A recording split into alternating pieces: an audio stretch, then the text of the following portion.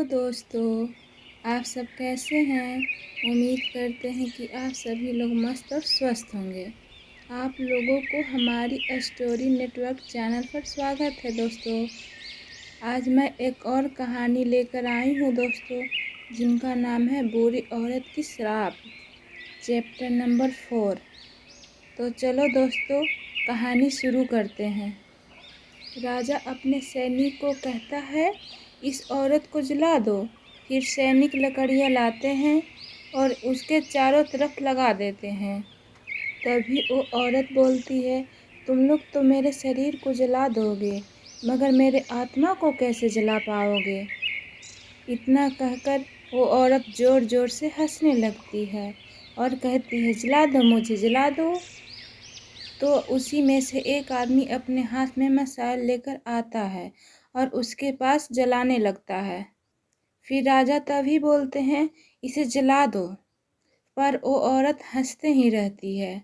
फिर वो औरत और ज़ोर ज़ोर से हंसने लगती है। फिर वो उसी में से एक आदमी उस लकड़ियों में आग लगा देता है। फिर वो औरत चिल्ला चिल्ला कर कहने लगती है, ए राजा सुन, मैं तुम्हें नहीं छोड़ूंगी, तुम्हारे इस हवेली को बर्बाद कर दूंगी। अब जब भी कोई तुम्हारे हवेली में आएगा और जिंदा वापस नहीं जाएगा। ये मेरा श्राप है, तुम्हारी हवेली को खंडर बनाकर रख दूंगी। राजा, अब तुम और तुम्हारे परिवार अब नहीं बचेगा, मैं सबको मार दूंगी। इतना कहकर जोर जोर से हंसने लगती है। देखते ही देखते वो औरत जलकर राख हो जाती है। उस औरत के श्राप को राजा साहब ने नज़रअंदाज कर दिया था, मगर कुछ गांव वाले उस औरत के श्राप से डर रहे थे। फिर ऐसे ही कुछ दिन बीत गए।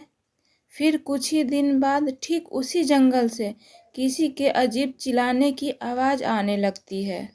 गांव वालों को लग रहा था कि कोई जानवर जंगल में रो रहा है, लेकिन वो आवाज़ रोज रात को आने लगी। वो लोग तो धीरे धीरे। फिर राजा कहता है, क्या हुआ, आप लोग इतना सुबह यहाँ, क्या कुछ बात हुआ क्या। गांव वाले कहते हैं, राजा साहब, कुछ दिनों से उस जंगल से हर रात को अजीब चिल्लाने की आवाज़ सुनाई देती है और उस आवाज़ से सारे गांव के बच्चे डरे रहे हैं। उसमें से एक गांव वाला कहता है, महाराज, कहीं उस औरत की श्राप का तो नतीजा नहीं है। महाराज, हमको तो लगता है कि उस औरत का दिया हुआ श्राप सच हो रहा है। तभी राजा कहते हैं, नहीं नहीं, ऐसा कुछ नहीं है, मैं अभी सारे सैनिक को जंगल में भेजता हूँ, आप लोग घबराओ नहीं। तभी सारे सैनिक जंगल जाकर देखने लगते हैं, मगर उन्हें वहाँ कुछ नहीं मिलता है। सारे सैनिक दरबार में आते ही कहता है, महाराज, हमें तो जंगल में कुछ नहीं मिला। महाराज, लगता है कि कोई जानवर रोता है रात में।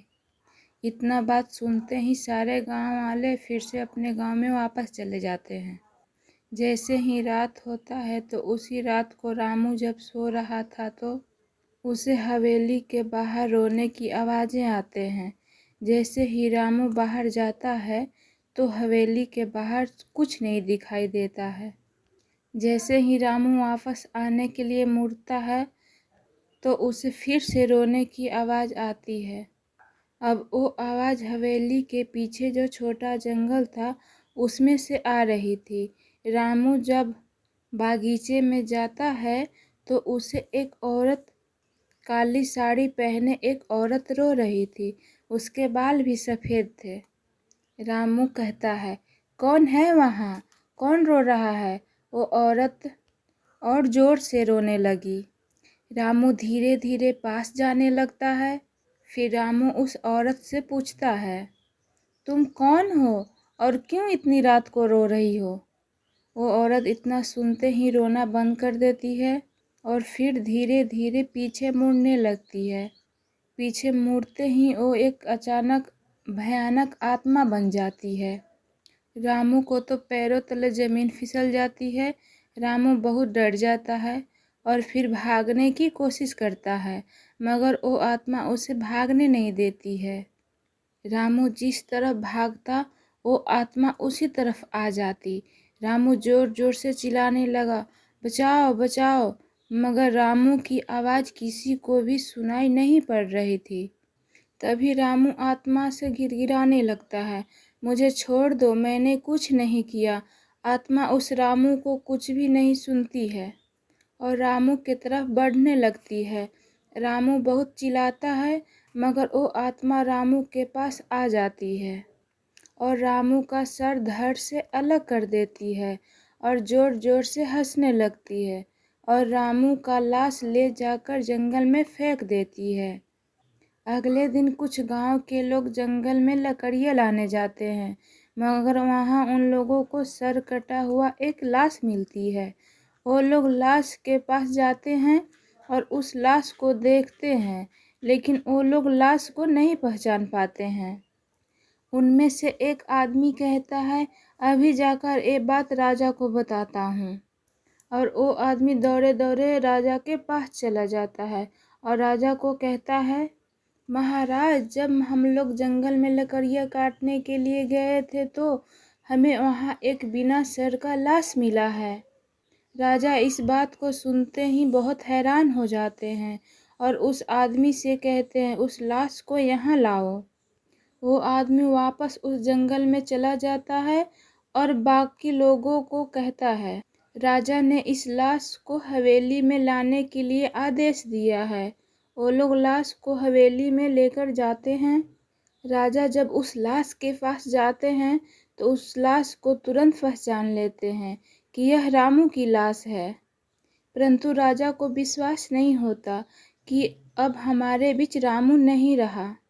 फिर राजा उन गांव वालों से कहते हैं, क्या तुम लोग इसके सिर खोजे? गांव के लोग बोलते हैं, नहीं महाराज। राजा बहुत गुस्से से अपने सैनिक को कहता है, जल्दी जाओ और वो सर खोज कर लाओ। सैनिक तुरंत जंगल में जाते हैं और वो शरीर खोजने लगते हैं, परंतु सिर जंगल में नहीं मिलता है। तभी सारे सैनिक उस पहले वाले गुफा में जाते हैं तो उन्हें वहां रामू का सिर पड़ा हुआ दिखता है। सैनिक उस सर को एक कपड़ा से ढककर उस हवेली में लेकर आता है। राजा सैनिक से पूछते हैं, क्या हुआ, मिला सिर? सैनिक उसी राजा से कहता है, हाँ महाराज। इतना कहते ही सैनिक शरीर के पास जाता है और उस सर को वहां पर रख देता है।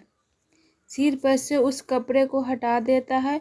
राजा देखते ही आश्चर्यचकित हो जाते हैं क्योंकि वह रामू का ही लाश था। राजा बहुत दुखी हो जाते हैं और उनकी आंखों में आंसू आ जाता है क्योंकि रामू उसके बहुत ईमानदार नौकर था। रामू का शरीर ले जाकर उसका अंतिम संस्कार कर देते हैं। तभी एक गांव वाला कहता है कि उस औरत की आत्मा आ चुकी है महाराज, अब वो किसी को भी नहीं छोड़ेगी।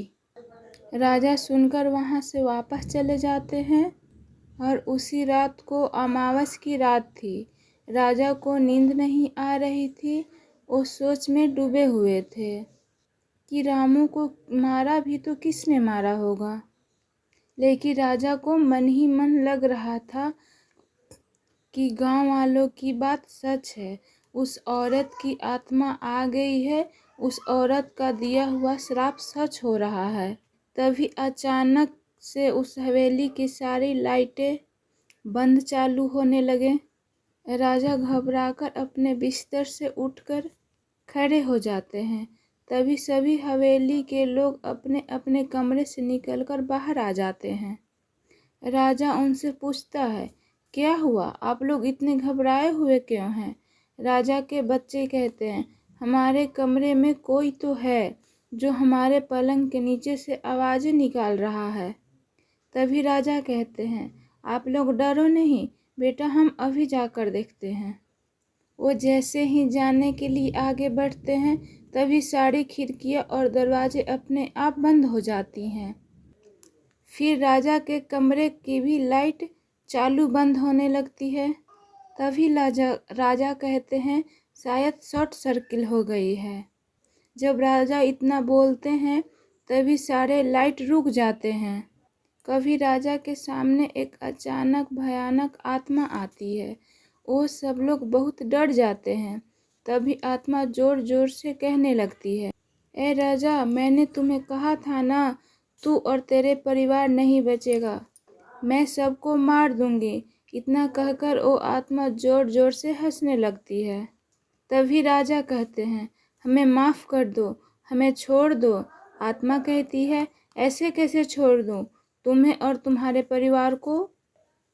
तुम्हारे परिवार की बलि चढ़ानी है मुझे।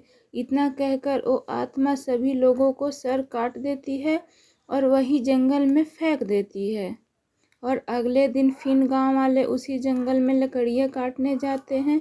वहाँ पे सारे राजा और राजा के परिवार के लाशें मिल जाती हैं। तभी से उस गांव में डर का माहौल हो गया। उसके डर से कुछ गांव वाले शहर जाकर रहने लगे। धन्यवाद दोस्तों। आप लोगों को हमारी कहानी अच्छी लगी हो तो लाइक, सब्सक्राइब और कमेंट